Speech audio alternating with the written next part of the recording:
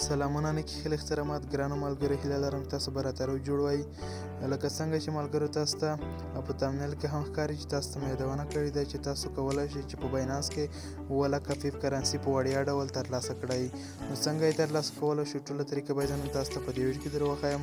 که چیرې مو زموږ یوټیوب چینل نوی سبسکرایب کړی، چینل سبسکرایب کړئ، ویډیو د ملګرو سره شیر کړئ، ویډیو ته لایک هم درسره ورکړئ. نو راځئ چې ویډیو شروع کړو.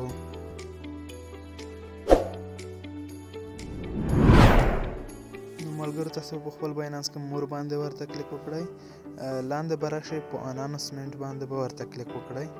دلته انانسمنټ باندې به کلیک وکړئ. کله مو چې دلته کلیک وکړئ تاسو ته بله صفحه راخلاصیږي.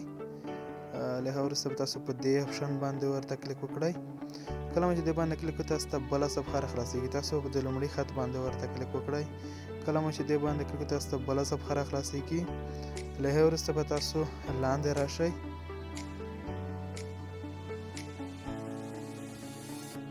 تاسو ملګرو لاندې راشئ.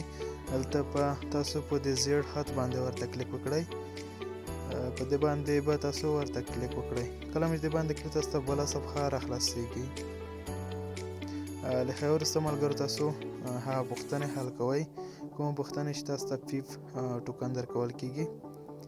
نو تاسو ته به دا ډول صفحه راخلاصه شي. لاندې به راشئ.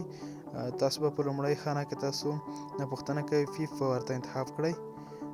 دا که به تاسو فیف ورته انتخاب کړئ، او په دې دوهمه خانه کې به تاسو دوهمه پوښتنه کې سیمپل ایرن به ورته انتخاب کړئ. دلته مو چې د سیمپل ایرن ورته انتخاب کړئ، لاندې په څلورمه پوښتنه کې به تاسو دغه یو لومړی ځواب ورته انتخاب کړئ، او په څلورمه پوښتنه کې به تاسو مین کوین ورته انتخاب کړئ. دا مین کوین به تاسو ورته انتخاب کړئ. له هغې وروسته به تاسو په سبمیټ باندې ورته کلیک کړئ. ستاسو ایرډراپ به بشپړ شي، ستاسو پوښتنې به حل شي، ځواب به شي. نو ملګرو تاسو ایرډراپ بشپړ شو. نو ملګرو دغه ایرډراپ به تاسو ته هغه وخت په خپل والټ ایرن والټ کې اضافه شي کله چې د دغې ایرډراپ وخت پای ته ورسیږي. نو دا ملګرو د درېیم میاشتې باندې دغه ایرډراپ پای ته رسیږي، مارچ په میاشت کې.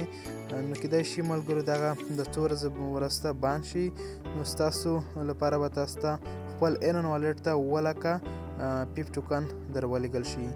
ملګرو دغه وه نننۍ ویډیو. که چیرې دا ویډیو مو خوښ شوي د ملګرو سره شیر کړئ. د داسې نورو ویډیوګانو لپاره زموږ چینل حتما سبسکرایب کړئ. ښه وختونه ښې شېبې درته غواړم.